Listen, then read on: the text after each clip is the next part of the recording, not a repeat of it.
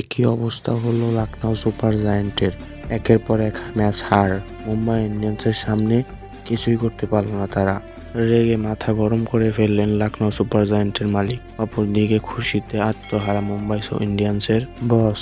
IPL এর super সানডেতে Mumbai ইন্ডিয়ান্সের ঘরের মাঠে টস জিতে ফিল করার সিদ্ধান্ত নেয় লখনউ সুপার জায়ান্ট। প্রথমে ব্যাট করতে নামে মুম্বাই ইন্ডিয়ান্স। রোহিত শর্মা এবং রায়াল রিকলটন বলকে তুলো করে মারছিলেন। দুজনেই দুর্দান্তভাবে ব্যাট করছিলেন ইনিংসের শুরুর দিকে। রায়াল রিকলটনের দুর্দান্ত হাফ সেঞ্চুরি। পরবর্তীতে রোহিত শর্মাও তুলে নেন 50। এই দুজনের রানের ওপর ভর করে বড় সংগ্রহের দিকে এগাচ্ছিলেন মুম্বাই ইন্ডিয়ান্স।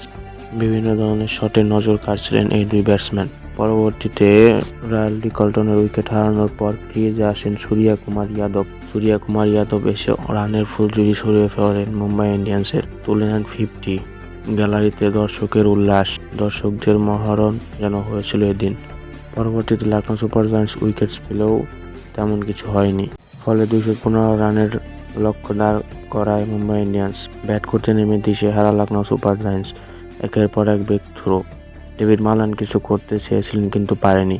জাসপ্রীত বুমরাহর সামনে যেন কেউ কিছুই করতে পারলেন না। সবাই দিশেহারা বুমরাহর কাছে। ফলে মুম্বাই ইন্ডিয়ান্সের বড় জয়, যার ফলে টেবিলের 2 উঠে এসেছেন তারা।